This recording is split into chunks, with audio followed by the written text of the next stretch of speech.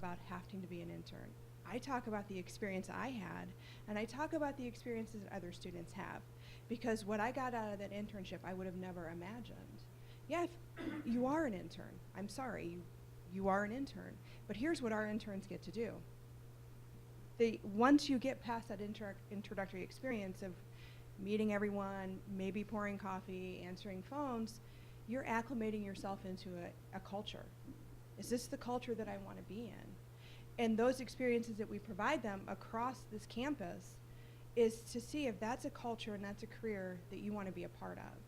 And I have students that come back and they say, absolutely, that was the best experience and this is what I want to do. I love my job because I get to, as Dr. Brooks says, vicariously live through all of these experiences every semester. But the biggest gain for me is watching students get the learning experience, letting them see this is what I can end up with, this is where I can go. And that's the exciting part, is watching all of them take on these experiences. When I walked into this role 5 years ago, I didn't know the rest of these people were on campus. I thought I was a solo person, kind of working with political science majors. And then I started getting emails from the Career Center, and I'm thinking, okay.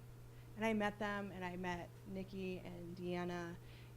And this is an amazing network here for all of our students. And then when I got to sit down with Jeff Hoffman and Ian in the fall and talk about, all of us talking about what we do, I'm thinking this is an amazing opportunity for our students to keep learning. Experiential learning is the best part of this experience here on campus. I always bait the students, and I fully admit I bait the students with the idea that you can do more than 3 credits of internship because then you don't have to take a class. And now I've got their attention, and they're going to at least do that one internship. But because they have the opportunity then to do a couple more credits, they're picking up another opportunity. They're building the resume. And then they go see our Career Center, and they find out that not only do they get to build their resume, and they help them with it, they'll help them with interviews. They start to see the network across campus. My job, I'm a little farther away from everybody, but my job is to help push them to all of them, because all of us together have what it takes to get our students online or on track to get a job after we graduate. That's what we like. That's what we want to see, is that experiential process playing out and then them stepping into a job. And our students tend not to mind having to pay for the credits and not getting paid because they build the network. And I don't know if maybe that's a political science thing particularly, or if that's across the board, but they look at it as I'm networking, I'm talking to people in this field that I want to be in. But no matter which degree, and I always tell my students, no matter which field you're in, you need that experience, because that experience is going to open that door for you. And I always tell them, don't be afraid to take the path least traveled, because you never know what's on that path.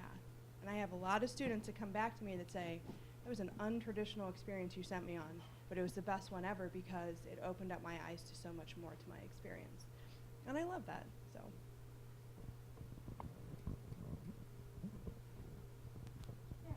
I agree, he was snapping.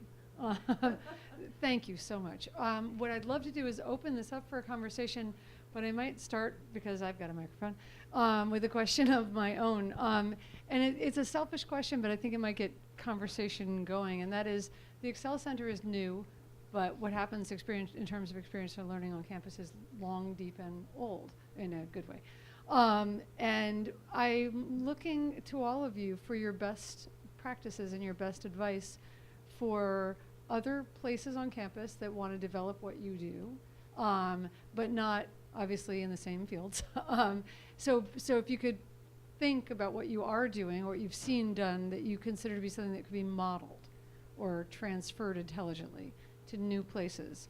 And I want to add to that also places where you see opportunities for collaboration or team opportunities in what you already do that might include students who are untraditional for you. So I like to challenge every college and every department to implement some type of relevant learning actually in their academic curriculum. You know, I think the hardest thing is when a student comes to school here, they tend to follow the blocks. First semester, check, got that done. Second semester, check. The strength is the implementation and the support of it. So I do challenge every college and department to actually put it in. But in engineering, I'm old, so I'm old in the concept that technology is wonderful, but I look at every one of my engineering students as almost my son and daughters. And I hold their hand. And not to be controlling, but for many of them, it's the first time they've ever left and gone into corporate USA, and that's a learning curve all in their own. They've never interviewed. They don't know how to really look for a job. So I feel that me, in my role, I should assist every single student in getting their foot in that first company. From there, they grow so much they know how to do it. But in my world, even though every day the emails and the phone rings for an engineer, every company needs more than an engineer. You know, I can't, even a startup company may need, you know, some type of administration or a, you know, lab work, or every company hires more than an engineer.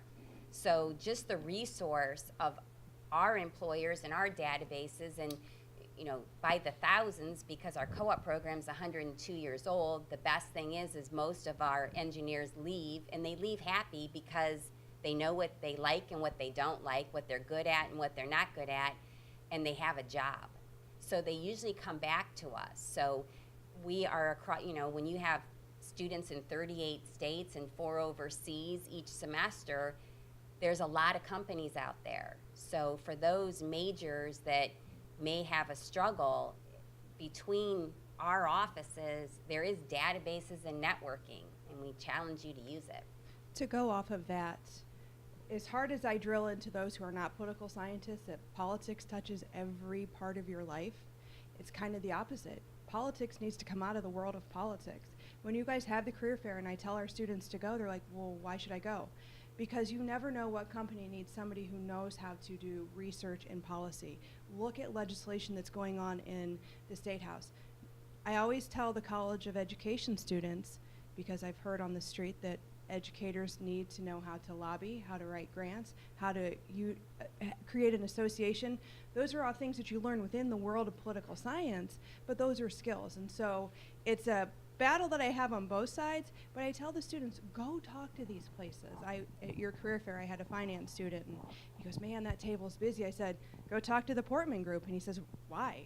I said, because political scientists don't do math, and they need somebody to do their campaign records. And he said, I would have never thought of that. And so it's kind of showing the connection on both sides, that just because you're in political science doesn't mean that you can't go look at a business that might do something that's international or do something that's not on that normal path. That's the same as our engineering and science fair. We had about 12 business, finance, we had a communication major. We never turned a student away. We're the University of Akron. Mm-hmm. We're a team. So even though it's focused on the STEM areas, as I said, those employers need a lot of talent. I'd make a quick comment there. I want to reinforce what Deanna said. Every department should try to embed experiential learning in your curriculum. That is what students are required to do, and you should make it, if it's important, and we believe it is, and if you agree, then you should make it part of your curriculum. There should be a first-year experience, perhaps a capstone experience, that both could be experiential. And there's lots of resources for doing that, and that's the second thing I want to say, that the Excel Center here is both place and platform for you to have conversations with colleagues about how to do that. Take advantage of Excel to have those conversations. When implementing a program such as what we've talked about here, I think it's really important to know the market, and I say that coming from the College of Business, I know, but really know your market. So know what your employers want, and then also know what your students want. And with that, what I mean is, before starting in this position, we had no idea the number of students who were seeking internships. We had no idea the number of employers that were looking for interns. And really knowing what the industry called for and what our audience wanted was important for us to uncover. We survey the heck out of our students. And where this was important for us is that we really looked at doing a rotating co-op program in the College of Business. And we started to survey students on that, and we're like, nope, this isn't gonna work. And we were glad that we did that because it helped us draw lines to other ways to implement internship within the curriculum. Another example of this is knowing the audience, knowing the interns, knowing the students. So I had an employer who was looking for an ISM, or Information Systems Management student, who was a senior or higher, or senior or fifth year, who had a 3.5 or better, it had to be an American student because they couldn't sponsor. So I said, okay, let me look and see see who we've got. That was 2 students, 2. He was expecting hundreds of applications for an internship. And I said to him, like, John, there's 2 students that meet that criteria. So a lot of what I did in the initial implementation of my position was managing expectations and communicating what the audience was and to those employers. So I would encourage you, if you want to implement something like this, know your audience, know your students, know your employers, and know where the needs are. Well, along with that, you should know your resources. The career services, we have a lot of resources to different employers who might be seeking these students. So we would gladly connect with any of the programs or faculty who wanted to see how to reach these employers and who might have some interest in their students. So we do have a lot of resources here on campus between career services and the Excel Center to seek out those opportunities. This is one of my co-op employers right here. I just thought I'd put that out there. But I want to tell you that so Dr. Visco and I, we work together. I actually work for him. But so his position causes standards and criteria for eligible students and good standing students. And I'm the soft person in the college, just if you wanted to separate us.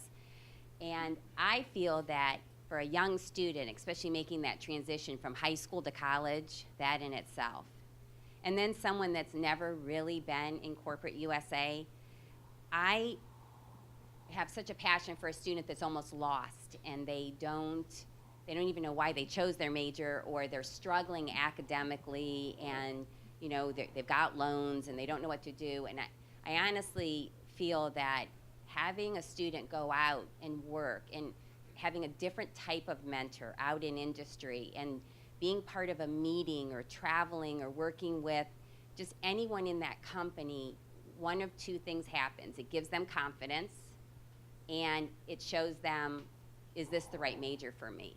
And if it's not the right major, right away to grasp that student, keep them at the University of Akron, but get them into a different college, different department, different discipline.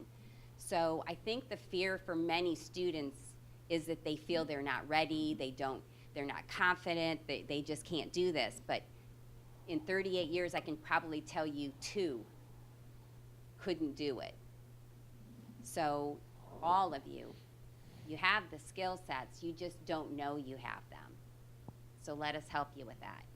We have supply chain interns on audio technica too, so. I know, If you look at- awesome. See, So, I the mean, it does network. go across the campus. Yeah, I had an idea, and it was going to, I guess I can challenge Carolyn or Ian as he walks in here with this idea I had. So, my experience working with students has been sometimes they are short-sighted because they just don't know. And they'll come in and they'll say something, and they haven't seen the big picture, and that's their fault because they just don't have the big picture. And so they would make a suggestion on something or ask me about something, and I have to explain why we don't want to move forward with that. But then there are sometimes they come in and they have an idea. I was like, oh, I haven't thought about that. And so, in that vein, I guess I'm thinking about a hack, right? A hackathon. So what if we do have students, empower the students to say, okay, what would transcripted experiential learning look like in my discipline? And have 5 students in a particular discipline get together and try to brainstorm what it would look like, and they may come up with 2 or 3 or 4 options. And then they present that to the department. The department say, can't do this, we can't do this, we can't do this. we haven't thought about this, right? And that would be the way perhaps to get things moving within those disciplines, because students have, fantastic ideas that faculty may have never thought in that particular area. So just throwing that out there for some of those disciplines. He's writing as There you fast as go. he can. Thank you. That's actually, we have Quail Works, just saying. And one of the people in the room who sent a message to Quail actually brought up a question that I wanted to ask as well. And so I'm going to rearrange this person's question just a little bit. But the question is, since Don brought up hacks, can you hack a real bug of a problem for us? International students and internships. What are the best practices we got, and how do we do better? Well, in engineering, every student is eligible, and I am able to place F1 visa students. They have criteria that we need to work around. Government is definitely a no, or any government contractor, but there are millions of companies in the U.S. and others. So do I feel that there is definitely a need for, there's a shortage on the rise, everybody. There's a lot of baby boomers. We're old, we're exiting, and many companies have not hired.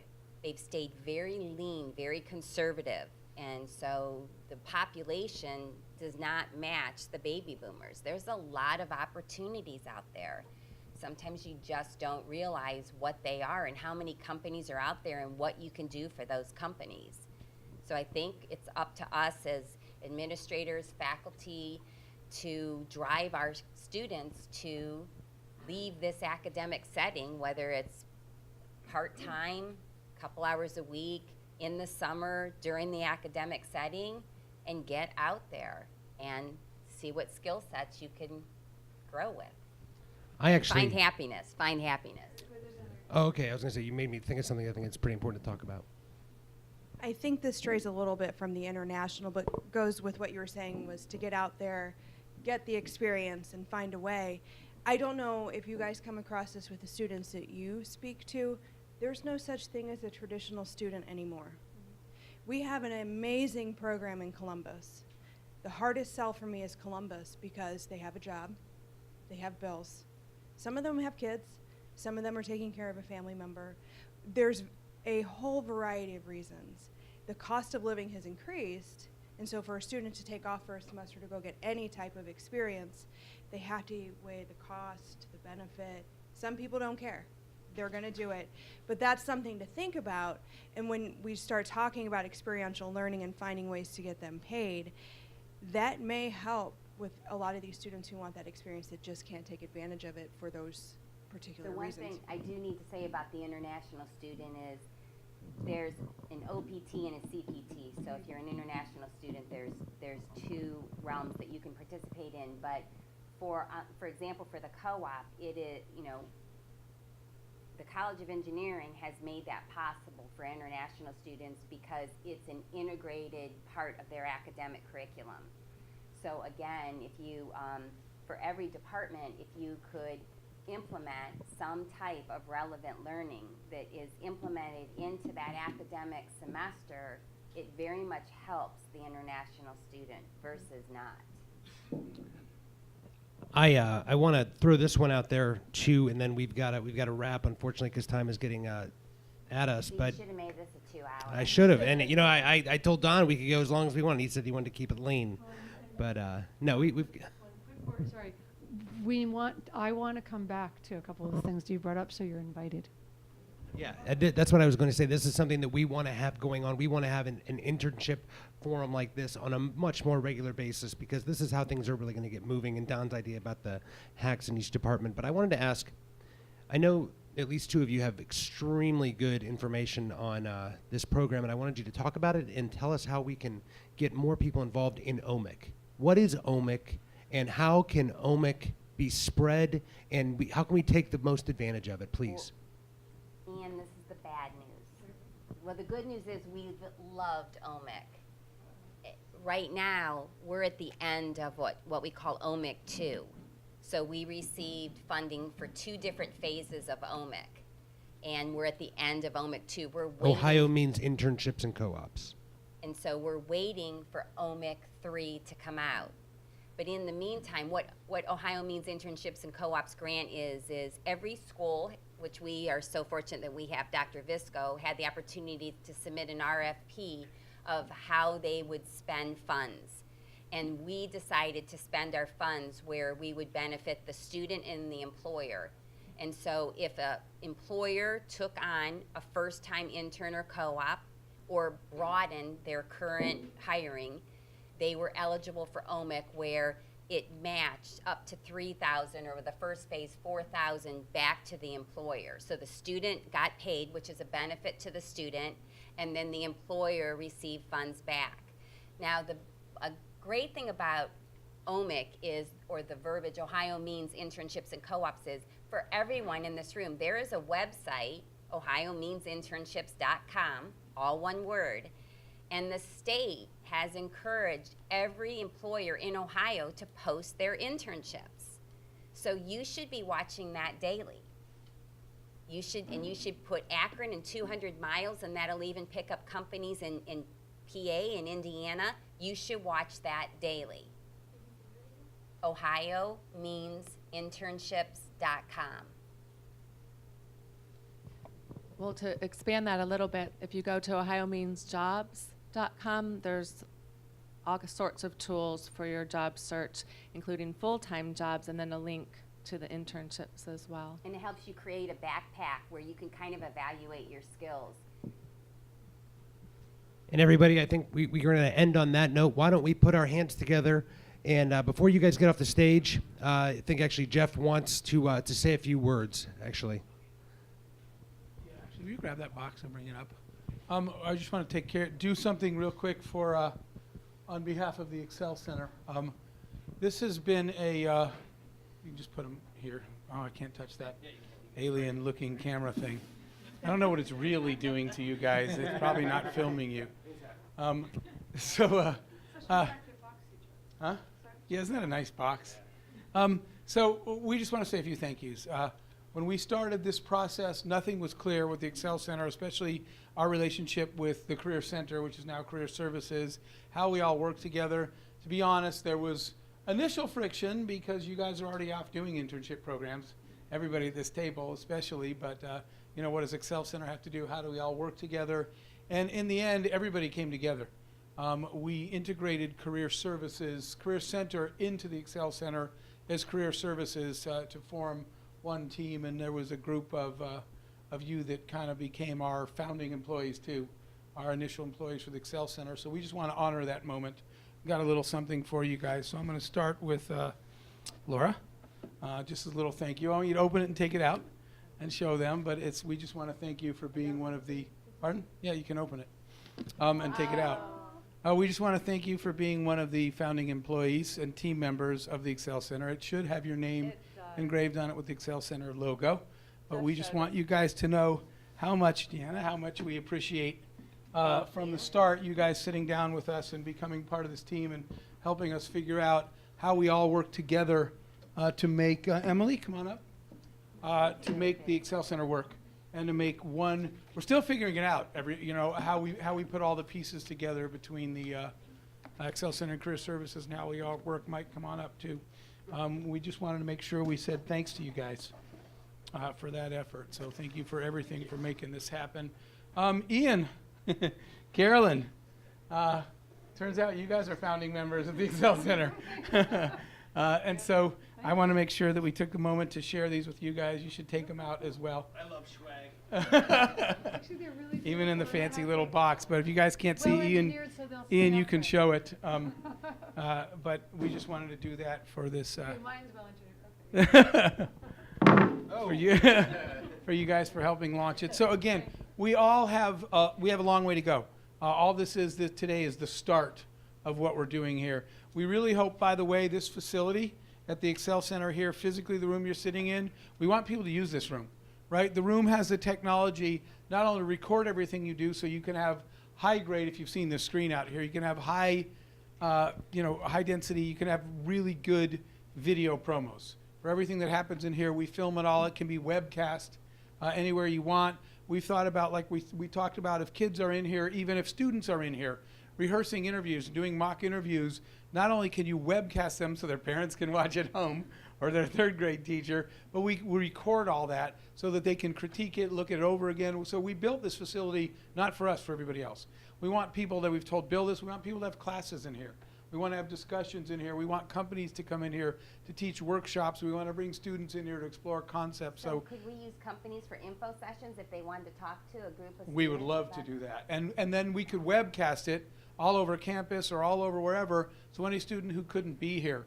By the way, they find it. We've been getting texts and emails the whole 3 days of students and faculty that said, I'm watching this on webcast from my room, from wherever they are right now. People are watching what you guys are doing here. I'm actually going to change the way it's set up because there's a button on the website that says, want to be part of Excel, send your email. I initially had that coming to me because, I wanted to know little, new places where I could find people that were into it. Now I can't get any emails because there's like 500 people, which is the best problem to have in the world. So people get it, but we just want to make sure everyone knows this is your room. Contact us and schedule it. Carolyn will be working right there a lot, and Ian and I are right next door, but this facility is for everybody. We want to make sure you use it and use the technology in it.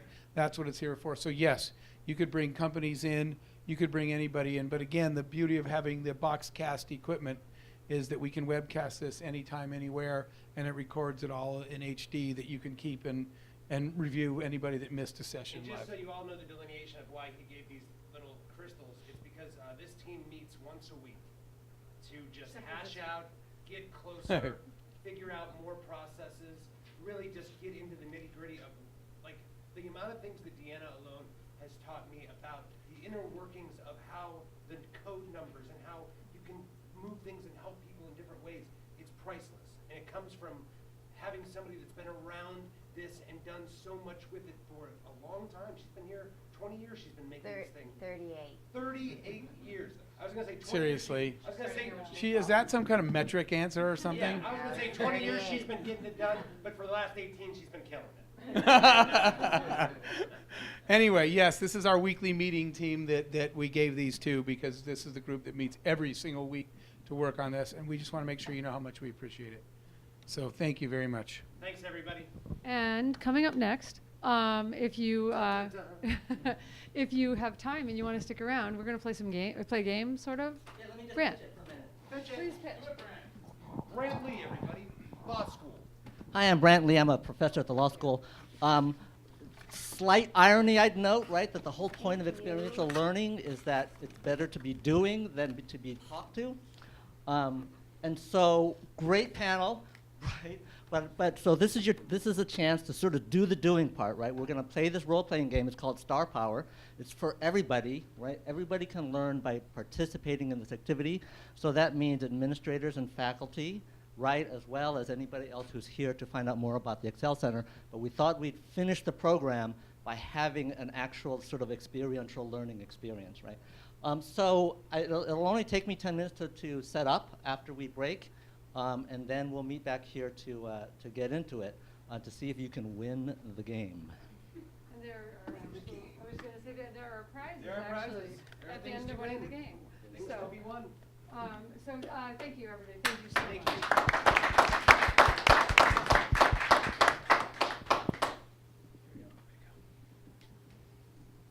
Oh, he moved his camera already. It's like, am I stepping in the gears? Applied math where we come.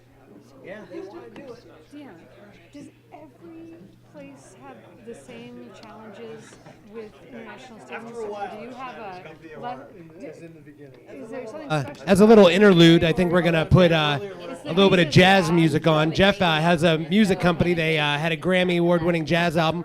Yeah, that doesn't happen every day. So I think we're going to share a little bit of the Offense of the Drum. 2015, 16, 15, best Latin jazz album. Let's see what this is all about. Is that it is You didn't know Jeff loved Latin jazz, did you? part of your academic curriculum. It's implemented into your academic curriculum. So unless the colleges do that, that causes that implementation student to have to go and wait for their year after they go. There's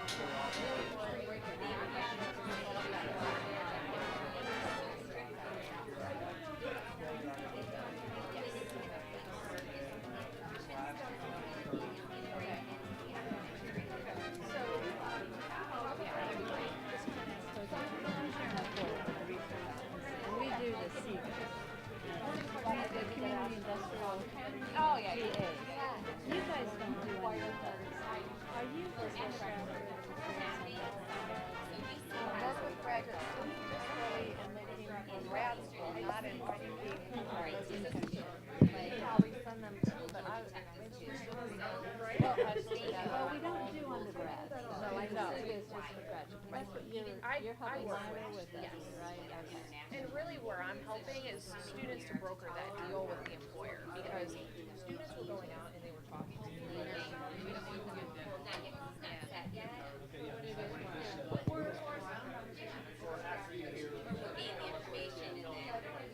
Just the pros and cons, because there is cons. When you have a mandatory co-op and they can't graduate without it, and you can't place every student, there are cons. So you have to, but you have to have a substitution mode in where research with a faculty member or certain types of, working on campus, or you have to have that gray area put in, because if the economy goes to pot, what do you do with that? Or if just a student just doesn't want to co-op, or their parents won't let them. There's a lot of obstacles. Usually, sometimes our biggest challenge is the parents. I was just gonna say their parents are right. Yeah, because they have more than one child and they're 4 and out. You've got 4 years and out. Well, that cuts out co-op. In terms of our college, the best idea is to think about requiring every unit to have it as an option that counts. Thank you for the gift. So that, then those units that want to make it required can go a step further. Hi. Nice to meet you. Can I ask a question about the internet? Oh, good. Nice to meet you. So we were just pursuing that. What's your field? Making it an option that my counts MBA. doesn't Oh, MBA. avoid most of Why I was the asking really that tough is problems. because I'm under the Fulbright scholarship, and one thing I've been asking the Fulbright students whether they've done internships, and all of them go, we haven't. And I asked them, so what's the problem? Are you not interested? Because most of them worked before you came to the US. Yeah. So this is like a mini break away from the world of work.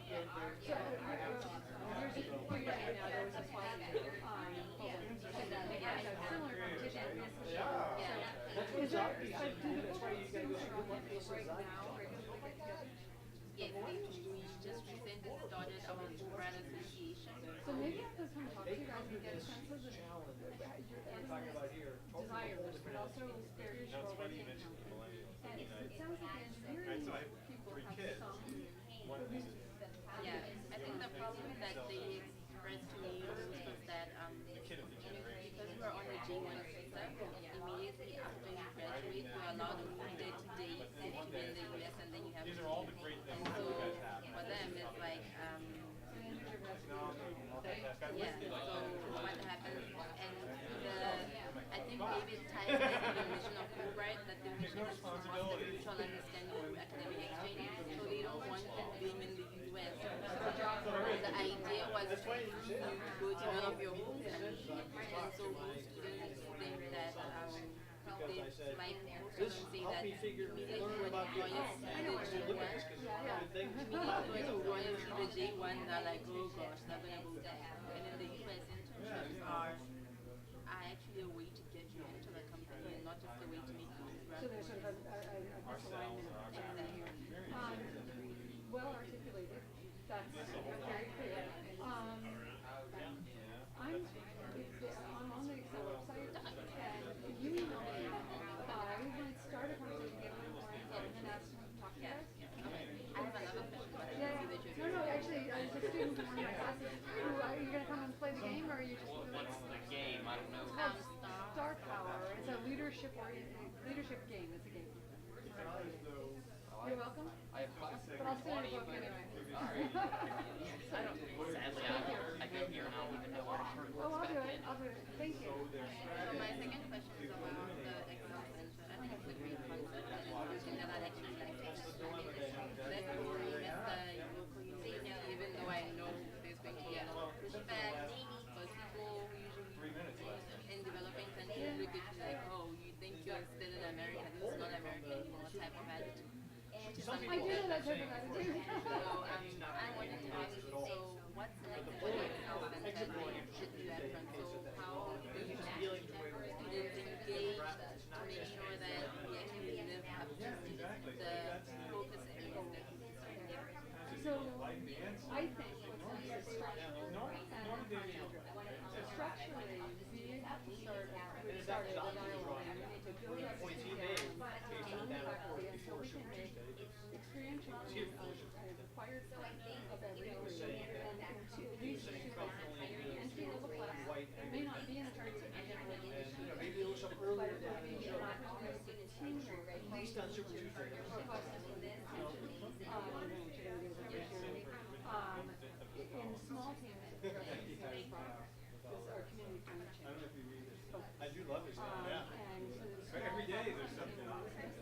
the one that Rove said he couldn't be right, but then so we predict every single race. But at least one more. You don't just want to have more information about it, but as I said, engagement,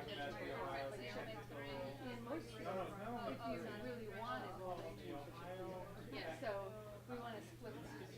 And we want, as long as we're saying, we want to have more classes like the one he's actually taking this week, where we have sometimes even collaboration between classes, but definitely within the class, a community-based research partner, a research question that gets generated from the partner that's field-specific and appropriate. So this particular class has students who are political science, also anthropology, so they had to find where those pieces come together, and then frame a question, build a research design, gather data, and produce some kind of information that is relevant to those questions. And ideally, this is community partners in the we have a new organizer. She's like, I have a research design festival. We're like part of that research design. So it's a collaboration. And the more of that sort of opportunity experience they get into before they finish as an undergrad, the more likely they are to be really good at figuring out what they want in their job, because they know what they don't like, but also really good at figuring out how to present themselves to an employer who says, well, rather than this is the area I need something, say, yeah, but I can do that. I can do this. If not, I can learn that. So the plan is structural, and then from the content writing, we're really striving for this. So how do we get people who've chosen to come together, problem solve together, so you become the expert knowledge in your field, even if you're still growing in that zone. So in our class, we have people who take a step political science that when they read a document about Ferguson, they interpret it with a political science lens that's unfamiliar to other students, and that's what we need. so that sounds normal for the next couple of months. Yeah. Next week. So Monday of next week, I invited two professors who said that they, actually one of them started, he said, I have this really cool idea. Could you be a business person? Well, I don't know what to do. And he's in social work. And I was like, business? Because lots of people go into social work and that's a job. Or you need a business.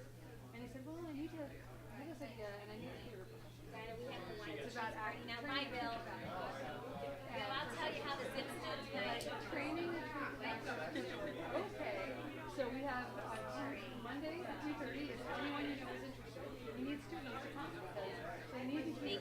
Thank you for coming. Happy Friday. They need to hear how this sounds through student ears, but also they need a little brainstorming. So we're in right now. It's 3 faculties. We're going to have social work, a theater, and a house room. And so far, only one student has stepped up, but we're hoping more will come and just help them brainstorm this crazy idea that this social work guy has. And this is really nuts. He wants to start a theater troupe, not a theater, and he wants to do a class on theater, collaborate with social work. But then, thank you, Bill.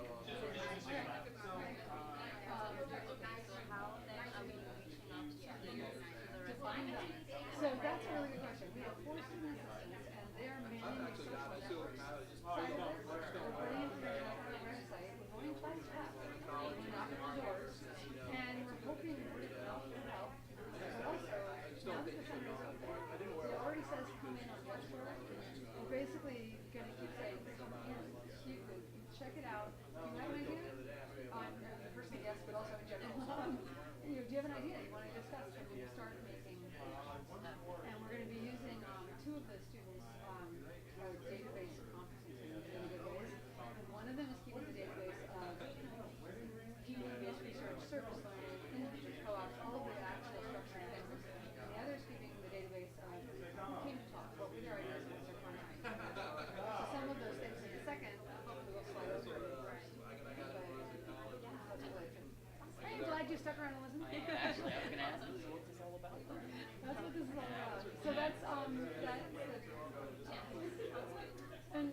doing? I'm in the CBA. CBA. Doing my MBA. Is it MBA? What's your deal? Yes, I'm in finance.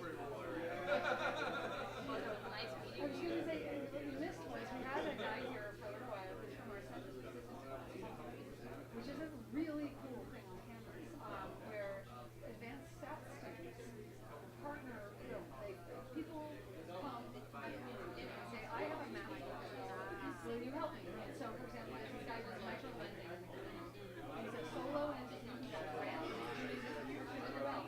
He simply hasn't analyzed his, beyond saying what percentage of return they have. He's not doing the rest of what he's doing. He's not saying where they're working. Where are people coming from? The community. He needs to do data analysis. Yeah. But he doesn't know how to. And so he came to them and they said to him, you know, this is really a question for business finance as much as it is for stats. We don't really do finance. So he just was in your point. He's like, who do I call? If I'm going to do this and reach out further, do I call econ? Do I call CBA? Do I call students? Do I call faculty? Who do I? So, if you want his name, but we actually told him we had somebody from CBA there. We told him they got good training. Anyway, so and what university? You said take it back. Who university? Oh, the University of Botswana. So funny. So I find myself trying that I live in Swaziland. I don't know everybody. And I was going, do I know her accent? Can I guess her accent? Ah. Thank you. And I Very wasn't close. getting there. Yeah, I was close. mine is slightly different. It is slightly different. I was like, it's not, we're going to do I watched too much American TV growing up, Oh, much to the dismay of my parents. So the place I lived when I, because I was not married, young woman there and on, the place I lived, my landlady, and this is, Swaziland is a country where women are legal minors their whole lives. And so my landlady, it's only a very bizarre thing to say in some ways, because she technically couldn't own the property that she lived on, and yet she did, because she was amazing. Anyway, but my landlady's kids would come home from school, and they'd flip onto the television, and they'd be in there watching like the same stuff that I watched at their age. And I would walk through, and they'd grab me, and they'd go, wait, what is that? I'm like, what? And the thing that was blowing their minds was because Swazis are not really interested in and don't really eat cheese. Cheese is kind of a peculiar food for the most part. And anyway, so pizza's not a very good thing in Swazi. It wasn't then. It's not looking more popular now. It's still not. Yeah. There was Because like one cheese is pizza a real shop. food, right? There's Yeah. one pizza shop in Mumbai. Mumbai. Okay. So the anyway, so they were like, what is that? They were pointing to the pizza box, which had been sitting in the sitcom, it had been sitting on the table for a while. And they're like, what is that? And they're like, oh, it's a pizza box. And they're like, can you make that? I'm like, absolutely, I will make you pizza. My brother was like, ran a business making pizza. I'm like, I'll make you pizza. And they were funny shaped because I had a little bitty oven. So I made pizza, and I brought it up because my little house was your house. And so I brought it up to your house, and I walk in, and they're like, what is that? I'm like, it's the pizza. And they're like, well, where's the box? I was like, I can't actually make the box. I could, I guess. It was so funny. And they didn't like the pizza at all. But it was a little bit. Yeah, Pizza parlor. I'll tell you something interesting. The ice driving is fun. Oh my God. Now I'm going the hill. Can you imagine? And I was driving a stick shift. I was driving a stick shift on the wrong side of the park because it's right, it's the other side drive. Right, so you were changing Oh, the so you'll love my story on the then. right. So I'm driving. I just got That on the left hand Yeah. side and the steering wheel is on the right hand Yeah. side of the car. So I got to Swaziland, and I found a place to live. People told me I better get a dog, and I did that. So I bought a car, and I drive stick shift. I like stick shift. I bought a car, and it was on one side, and I practiced it. And I knew about Mount Wanya Hill. It's famous.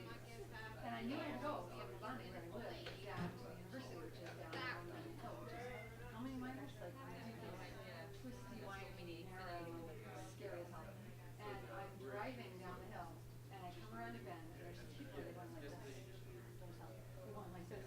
So I think, what do you think? Stop. Slow down. Slow down. And I think, oh my God, there's like a terrible accident ahead. Because they're telling me to slow down, so I slow down. And they come around the next bend, and I'm here we said, and there are people doing this. So I'm like, oh God, it's gonna be awful, there's like bodies in the room. Oh my God, I don't think I can do this. So I slow way down, and I come around this and there's more people. And so I'm like, this distance of people doing, so I roll down my window to say, like, what is going on? And the people get in the car.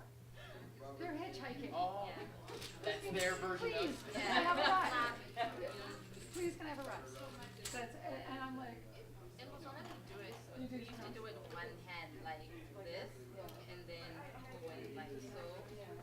And I'm so strange because I go to indicate the route number Which for way? the bus. Oh, nice. So I'll go 6 or 7 or 2, and people look at me like, where is she from?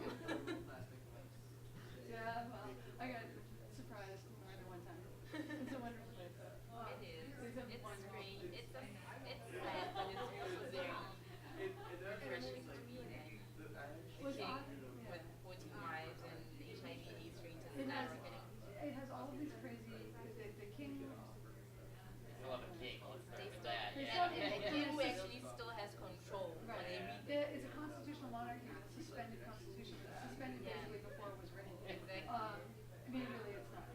But, and yeah, it's a great place, but it's also a place where I arrived and the attitude was, you are like, I didn't go anywhere where people weren't so kind and so welcoming. And just really similarly, I have an American friend who's African American. She went to college France, and she came to New York. And she said, You gonna play? yeah, yeah. Okay. She said, everyone is oh no, I couldn't even. Well, I'll make it quick. Allison came, and I couldn't be there fast enough. So she came out and told me from the shop. And when I got there, I said, so isn't this place wonderful? She said, I hate this place. I said, why? She said, everyone's so cute.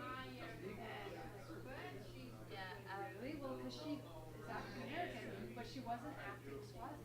She wasn't acting like a Swazi woman, so she got basically thing so that I got because I had to learn the language really quickly in 5 minutes. Because when I was in a store and I tried to say hello, I would say hello and then exchange. And then when they got to the really deep stuff and I'm there thinking, I have no idea what you just said. Then the look changes completely. Oh my God, you're not one of us.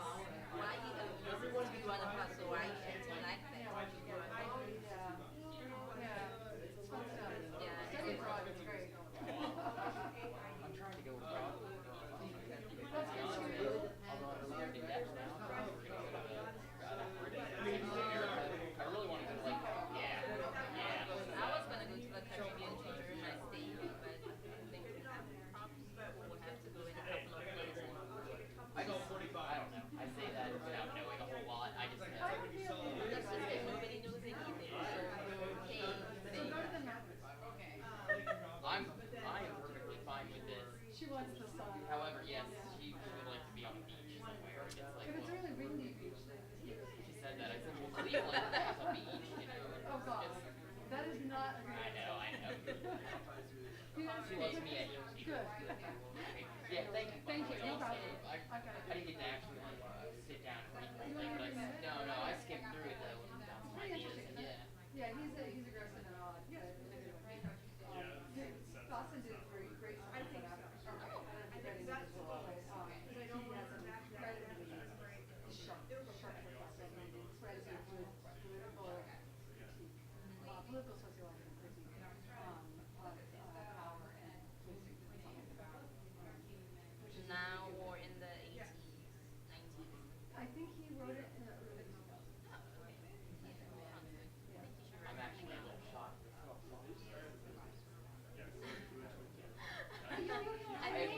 I made these. They're posters. Oh! And can I ask you how many quantities were given to me? Because I need to make more. I don't think anybody's so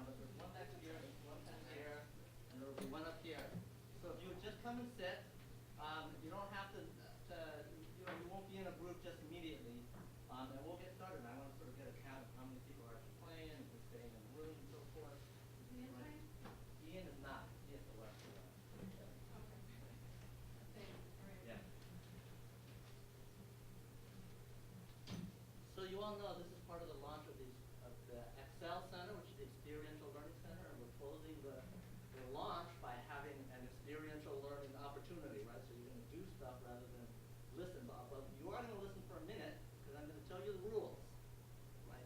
So the game is called Star Power, and the goal is to win, right? And it's going to have to do with chips and trading. So you're going to trade chips.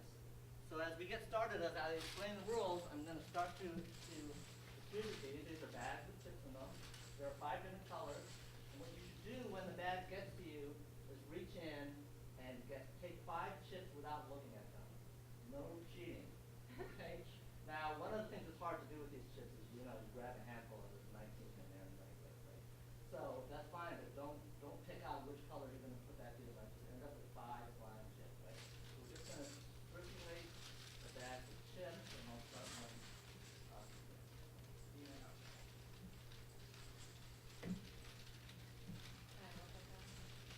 once you have 5 chips, you can look at them, but don't show other people. Right? Look at your own chip. Don't show everybody else what your chips are. I'll let everyone